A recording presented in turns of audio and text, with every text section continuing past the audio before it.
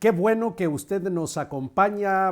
Vamos a tener un programa extraordinario. Imagínese usted, vamos a hablar del rey David, una biografía no autorizada. Y para desarrollar este programa, Juan Carlos... Tenemos con nosotros al doctor Samuel Pagán. Es un biblista, un hombre versado en temas bíblicos, idiomas originales. Él vive en Jerusalén.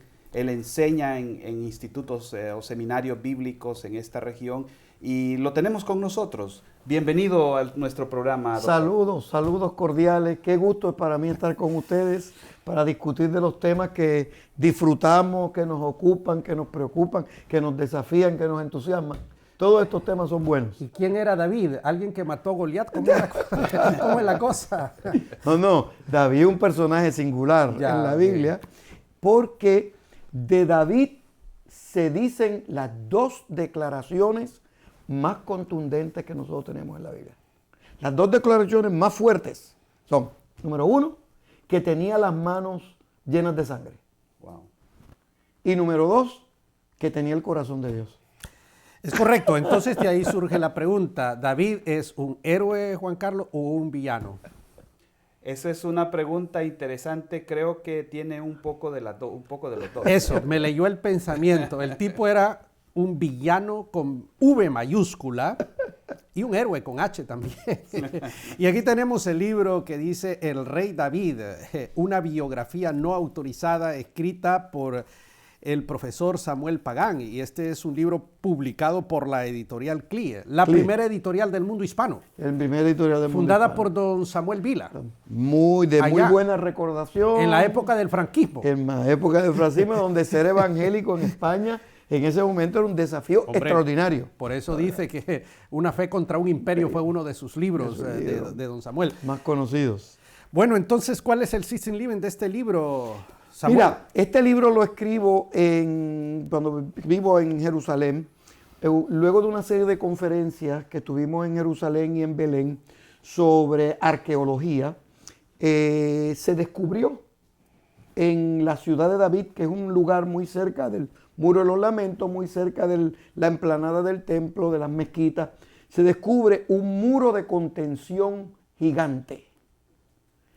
Entonces, uno va a hacer una casa de un piso, pues el muro de contención es relacionado con un piso. Si es de 2 pisos la casa, pues el muro de contención debe ser un poquito más grande. De 3 pisos, así sucesivamente. Como el muro de contención que descubrimos es tan y tan grande, pensamos que quien vivía allí, ese era el palacio de David.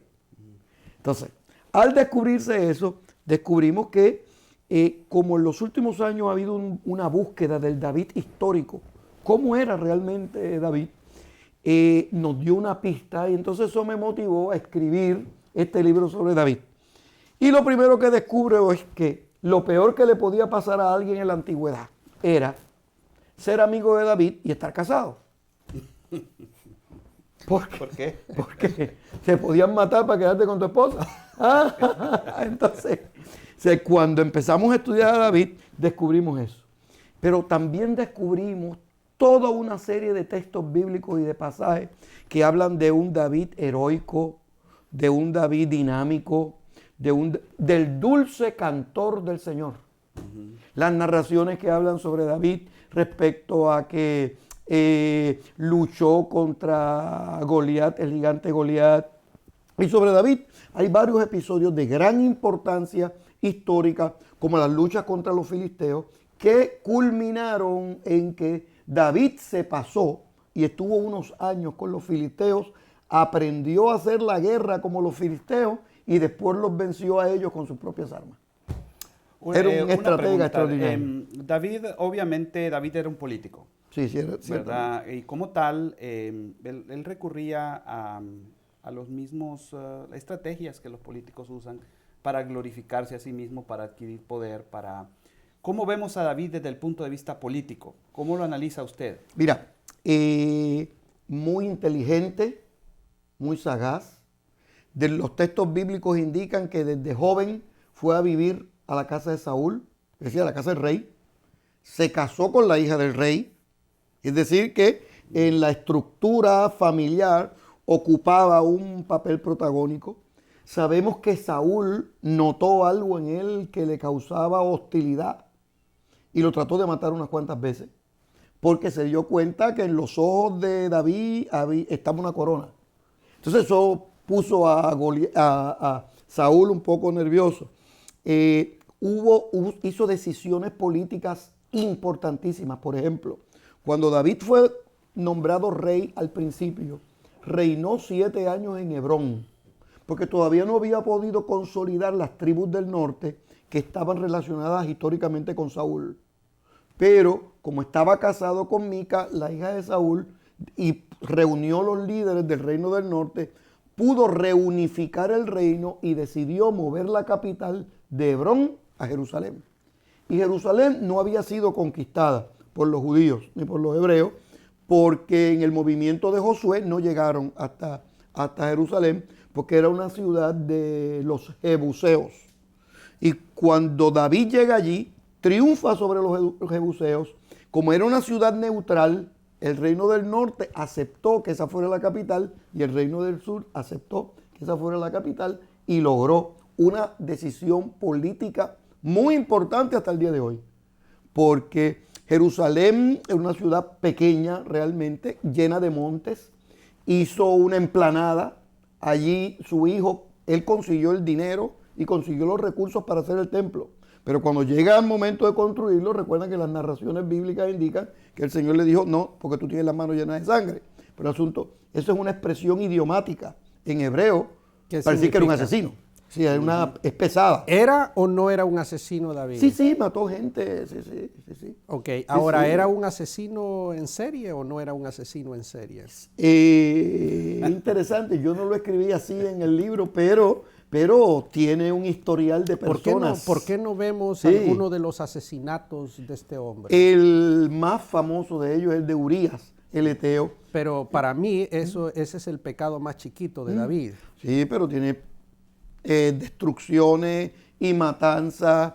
Sus enemigos políticos los fue eliminando uno a uno. Cuando le cede el reino a Salomón, le da una serie de recomendaciones para ir por ahí eliminando. Ya estamos llegando a Pénjamo. ¿Sí? Solo voy a ir a uno de los hechos que a mi criterio es más o menos perverso, ¿no? Cuando más o menos. Yo digo que más que ser menos. O no ser. Pero primero hay dudas cuando por ejemplo, el hombre que mata a Saúl. Allí hay una cuestión dudosa que vale la pena aclarar. Luego el esposo de la mujer esta de la que se enamora de Nabot, ¿cómo es que se llama? Allí hay otra situación que hay que analizar. Luego, si nos vamos al final, el hombre más fiel que tuvo fue Joab. Pero al final da instrucciones para que lo maten. Tenemos que hacer una pausa ya. Control nos está diciendo que pausemos en este momento. Pero vamos a ir a la matanza. Y seguimos abordando el tema después en el siguiente segmento. De acuerdo. No se vayan. Sí, David es particular.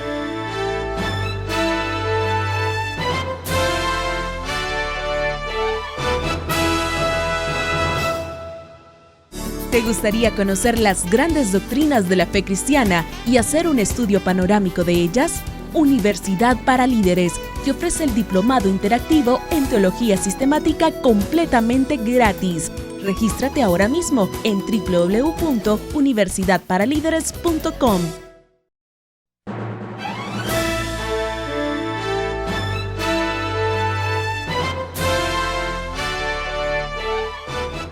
Qué bueno que está con nosotros. Estamos hablando de David, un hombre que dice que estamos hablando si era un asesino en serie en la sección anterior, ¿verdad? Porque lo que a mí me llama la atención de este hombre es que en el hecho de muerte está dando instrucciones para que se le quite la vida a Simei, que le había insultado cuando iba ya de carrera, y para que maten a su más fiel seguidor, que era un sobrino de él.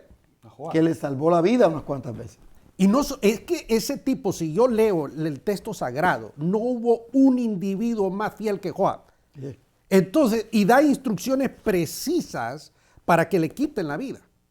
A ver, ¿cómo se explica? Pero él lo hace en el hecho de muerte, Samuel. En el hecho de muerte. En la etapa final, sí. Ya, cuando esté en la cama. Acuérdate que lo que nosotros tenemos en la Biblia, en las narraciones bíblicas, son los recuentos y las narraciones que hablan de este personaje que vamos a identificar, número uno, que es un personaje histórico corroborable. No solamente por lo que tenemos en la Escritura, sino porque hay referencias a David en descubrimientos arqueológicos fuera de las tierras de Israel. Por ejemplo, en el norte y también en Jordania, en Amán. Segundo, esa actitud beligerante, esa actitud de fuerza, esa actitud de eliminar todos los escollos políticos, uno lo vio hasta el final de su carrera. Recuerda que estamos mirando en un periodo histórico donde los problemas se dirimen de esa forma, de guerra, conflicto. Y es importante recordarle a nuestros televidentes que hay un fenómeno en la Escritura que se conoce como revelación progresiva, donde Dios es el mismo, pero a nosotros no podemos asimilar toda la revelación de momento. Si hubiésemos podido asimilar toda la revelación en Génesis 1.1, pues no necesitábamos Génesis 1.2. Pero Dios poco a poco va revelándose para que nosotros vayamos comprendiendo mejor. Y la cúspide de la revelación bíblica viene en Cristo Jesús. ¿Cuál sería la respuesta a eso? Quiere decir que el rey David viene en un periodo donde los problemas se ven en guerra. Que esa fue la característica de David. Un guerrero, una persona militar, en el momento no habían componendas, no había diálogos para negociación, y el personaje que tenemos frente a mí para estudiar es ese personaje, pero ese no es el único personaje. La crisis que tú presentas es que su última palabra fue esa, y eso tiene también su explicación. Yo voy a ser un poquito de abogado del diablo en esta cuestión, porque nosotros a veces, a mí me impacta el hecho de ver en David esa dualidad, ¿verdad? Un hombre que es catalogado como asesino, pero al mismo tiempo que es conforme al corazón de Dios. Ahí es donde está el detalle. Pero la pregunta es esta. ¿Cómo se llega de las manos al corazón? ¿Podemos nosotros juzgar a David bajo la ética cristiana de hoy en día? ¿O deberíamos nosotros analizar a David bajo su propio contexto histórico? Claro, ese es el primer paso. Ok, lo segundo es posible, digamos, que el rey tuviera ciertas prerrogativas divinas sobre la vida y la muerte de sus propios ciudadanos? Porque ese es el mismo dilema que tenemos hoy. ¿Puede el Estado, digamos, ejecutar a un delincuente? ¿Puede el Estado en este momento, digamos, aplicar la pena de muerte? ¿Debemos nosotros juzgar a David bajo la misma óptica de hoy? ¿O él tenía otro tipo de prerrogativas? No, él vive en un momento histórico que tenemos que estudiarlo a la luz de su momento histórico. Pero ese mismo personaje, por ejemplo, cuando llega a estar con los filisteos, ese fenómeno se conoce como que se hizo un mercenario. O sea, se fue de su grupo. Esa es una palabra pesada, pero así que se conoce lo que sucedió. Nunca los filisteos confiaron en él. Y cuando se van a hacer una guerra contra Israel, se organizan los generales filisteos y le dicen, no podemos llevarnos a David, hay que matarlo. Y cuando se organizan para matarlo, dice el texto bíblico que se hizo el loco. Y comenzó a actuar desordenadamente porque él conocía que en la antigüedad, especialmente en el mundo de los filisteos, una persona que matara a un loco, ellos pensaban que ese espíritu del loco se le iba a quien lo mató. Y nadie se atrevió. Y David sabía eso. Pero, Samuel, y se salvó de eso. Entremos a cosas gruesas. Es que el tipo hay que analizarlo en el contexto a David. No es lo que nos dijeron a nosotros en la escuela dominical. Eso es lo primero. Bueno, no es solo lo que nos dijeron. Ya, entonces, por ejemplo, aquí viene un caso, a ver cómo lo baraja. No me ha respondido lo que le dije al final, pero lo dejo. En el hecho de muerte el tipo no me la ha respondido. Pero aquí viene otro. Cuando los gabonitas le dicen, mira, Saúl nos hizo tal cosa. ¿Cómo puedo remediar esto? Le preguntan a David. Entonces ellos le dijeron, bueno, danos a la familia de Saúl para asesinarlos a todos, que no quede ninguno vivo. Y vino David, Juan Carlos, y él se jactaba de ser un amigo íntimo de Jonatán, ¿ok? Y le perdonó la vida a Mefiboset y toda esa historia que usted no vamos a meter. Trajo a toda la familia que había quedado de Saúl y se los dio a los gabonitas para que los descuartizaran. ¿Ok? Y los descuartizaron a todos, y David lo hizo. eso tiene implicaciones políticas, porque Claro. al final el tipo no quería que quedara nadie de la dinastía de Claro. Saúl, que fue mutatis mutandi lo que pasó con el zar. Cuando los bolcheviques llegan a la Unión Soviética en el 17, agarraron a Nicolás II, a su esposa, a todos sus hijos, y los asesinaron a todos. O sea, que Evitar el futuro. pero el detalle, Samuel, de eso es el montón de mentiras de David y el acto de entregar a la gente que él estaba respaldando para que los asesinaran a todos. ¿Cómo se explica eso? Sí, era un ser humano y tenía esa actitud. Ser y lo humano. grande, Eso sí, del caso, Era ser humano, sí. claro, y lo grande del caso es que la Biblia no esconde esos defectos de personalidad de David. Pero no es todo. Por eso te digo ahorita, el David que nos presentan en la escuela bíblica, el dulce cantor de Israel, No que compagina con esto. Es más, yo compagina. creo que la gente ya no va a querer cantar No. salmos de ahora en adelante. compagina. A ver, Los seres porque humanos- dice que tenía el corazón de Dios. Claro. Y un tipo pero que- ¿qué significa esa palabra? Claro. Entendamos Pero eso, hay que verlo en la luz de todas estas picardías. Vaya, usemos Claro. esta palabra. Claro, lo que sucede es que la Biblia presenta al David histórico y natural, porque para llegar del corazón, de las manos de sangre, al corazón de Dios, hay que pasar por el Salmo 51.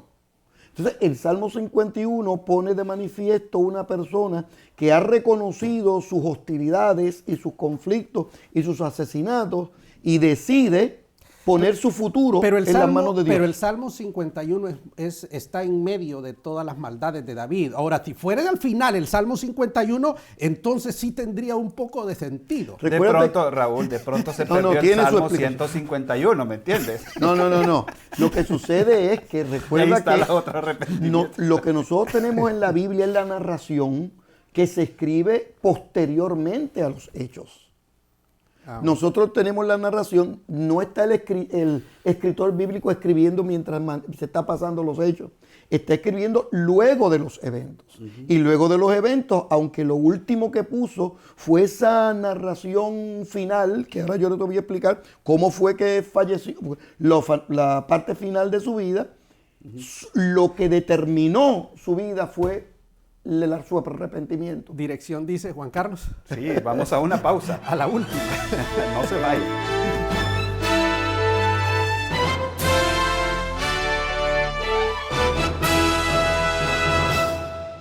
Las tendencias y nuevas tecnologías del mundo demandan un liderazgo efectivo en nuestros ministerios. ¿Estás listo para afrontarlo? Universidad para Líderes ha creado la modalidad que llevará a tu iglesia a un nuevo nivel, Tu Campus. Es la plataforma para desarrollar integral y efectivamente la visión que Dios ha puesto en tu ministerio. Fundar un campus UPL en tu iglesia es muy fácil. Ingresa a universidadparalíderes.com, llena el formulario con tus datos y comienza a desarrollar el ministerio como nunca lo creíste posible.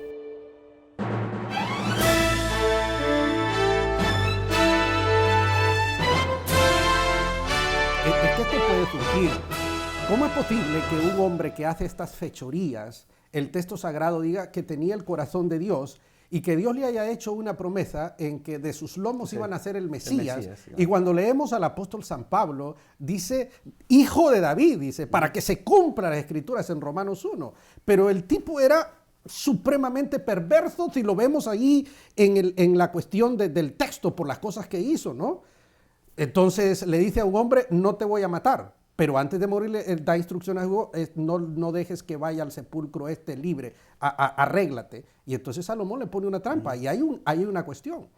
Entonces, y 10,000 cosas más. Sí, lo que indica, número uno, que la Biblia no esconde los defectos de las personas ni sus pecados. Uno. Eso es cierto. Número dos, que el camino del triunfo en la vida no es el camino de la violencia y del asesinato. David recibió las consecuencias de sus decisiones. Pero número tres también, que Dios es misericordioso y responde al clamor de la gente. Y hay varios instantes importantes. ¿Cuál fue el factor final para quitarle el reinado a David? Cuando estaba viejo, le trajeron una mujer, una jovencita, una tsunamita, para que le calentara los pies, que es un eufemismo para decir que se acostara con él. Entonces, como no pudo, el grupo de generales salió, dijo, ya no puede ser rey porque no es viril. Esa fue la fase final y ahí comienza la revolución y la etapa final donde la guerra interna entre los hermanos, que finalmente Salomón es el que triunfa. Estos relatos se escriben a posteriori, no se van escribiendo a la medida. Entonces nosotros tenemos entremezclado el David criminal, que es lo que dice la Biblia, las manos de sangre. Y la misma Biblia no lo niega. Sí, no. Y el David grato, el David que cuando Dios le pregunta, ¿tú quieres caer en manos de los hombres o quieres caer en manos de Dios? Pero caigo en manos de Dios porque Dios es misericordioso. Sistemáticamente uno ve esa dualidad que revela la naturaleza humana. El ser humano puede ser una persona con potencial de odio y de rencor y de hostilidad, pero también puede ser una persona con el potencial del amor y del perdón y de la misericordia. Y lo que mueve el péndulo de la vida, del resentimiento al perdón, de la hostilidad a la misericordia, es la gracia de Dios y el poder del arrepentimiento. Entonces, la Biblia toma ese David que se arrepiente y poco a poco va presentando ese David y lo va idealizando, de forma tal que el término hijo de David se convirtió en un título mesiánico, pero no solamente un título mesiánico, uno de los títulos mesiánicos más importantes. Inclusive, fundamentado en ese título mesiánico, hijo de David, hubo una sanidad en Jericó, el ciego que clamó, hijo de David, ten misericordia de mí. Quiere decir que cuando nosotros miramos al David histórico y nosotros tenemos una biografía tradicional, presenta únicamente el David dulce cantor, el David que vence a Goliat y el David salmista.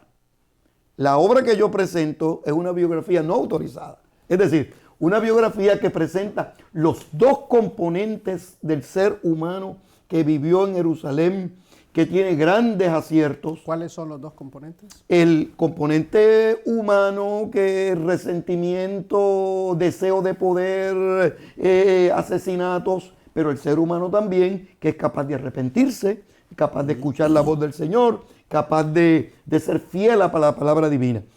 Y desde la perspectiva homilética, desde la perspectiva educativa, nos pone a nosotros, nos da una virtud extraordinaria para que los seres humanos puedan verse reflejados en la vida de David. Uno puede seguir un carril de resentimientos y convertirse en un asesino. O uno puede seguir el carril de la misericordia y del perdón y convertirse en un modelo. Yo tengo una teoría, Juan Carlos. A ver, Vamos veamos. a ver. Una nada más, está bien. Está la Una cosa teoría buena. sobre David. Una teoría sobre David. Analizando el texto, viendo el tema, fue un tipo que desde del día 1 hasta el final el hombre estuvo haciendo cosas malas. Pero que en ese ínterin el hombre se arrepentía y volvía. El Salmo 51 es producto... Y otros salmos más. Es cuando peca contra... Pero para mí ese fue el pecado más pequeño, el adulterio con esta Betsabé. Entonces es un hombre que estaba levantándose, cayéndose, levantándose. Para mí el corazón de Dios es que el hombre no estaba cauterizado, que estaba allí sensible. Hey, metí la pata, perdóname, en pecado me concibió mi madre. Borra mis rebeliones, pero volví a hacer. Una lucha de naturaleza, pero no el tipo que cerró el corazón y se olvidó de Dios como los otros reyes. Por favor, corríjame usted, porque yo no encuentro una segunda tesis. Y veamos, Vamos porque a ver. yo no encuentro Esta es una tesis yo no encuentro menos, otra explicación. menos espiritual, pero más, digamos, Histórica. sociopolítica, histórica, por así decir. Recordemos que David es el segundo rey que tiene la monarquía. Es una monarquía completamente inmadura. Posiblemente, no ha desarrollado una ética. Claro, y ¿verdad? posiblemente el primer rey con sentido de dinastía. Correcto. Saúl no Sí. pudo hacer eso. David sí. Entonces, una persona, en un estado de político como el que está en ese momento Israel, ellos asumen la misma ética que los pueblos que están alrededor, porque no tienen ningún otro parámetro. ¿Sí? Y David está siguiendo ese patrón. Ese es el basado. mundo, ese es el mundo histórico que le ha tocado Entonces, vivir. él mata porque sus vecinos matan. ¿verdad? Y porque se les da, ellos tienen el derecho, yo también tengo el derecho. Entonces simplemente es un análisis político. Es el mundo de esa época. Pero hay un detallito importante desde la perspectiva teológica que no se puede olvidar. Cuando se unge a David y Samuel unge a David, dice, siendo jovencito, el texto bíblico, recuerda que el texto bíblico es una lectura teológica de lo que pasa. Claro, uno lee ese texto y tiene implicaciones políticas, como tú tienes, tiene implicaciones religiosas, como lo que tú dices, pero es una lectura teológica la que hace el texto. El texto dice que cuando lo ungieron, el Señor estuvo con él y no lo dejó jamás. Desde chiquito, desde pequeño. O sea, esa afirmación teológica se va cumpliendo. No lo dejó jamás cuando estaba en las buenas y dando un buen ejemplo. Pero tampoco lo dejó cuando estaba actuando mal, no para patrocinar lo que hacía, sino para recordarle que el que siembra vientos cosecha tempestades, y en su vida David heredó y recibió las consecuencias de sus acciones. El resultado final fue que David se convirtió, por ese gesto, por la lectura teológica histórica, en un personaje sin igual, y su nombre llegó a ser parte del título mesiánico, uno de los títulos mesiánicos más importantes de Jesús de Nazaret, que lo llamaban Hijo de David. Muchísimas gracias, Samuel, por el programa de hoy. Este libro, El Rey David, una biografía no autorizada, es un libro que nosotros recomendamos, escrito por el doctor Samuel Pagán, un profesor erudito en temas bíblicos y teológicos.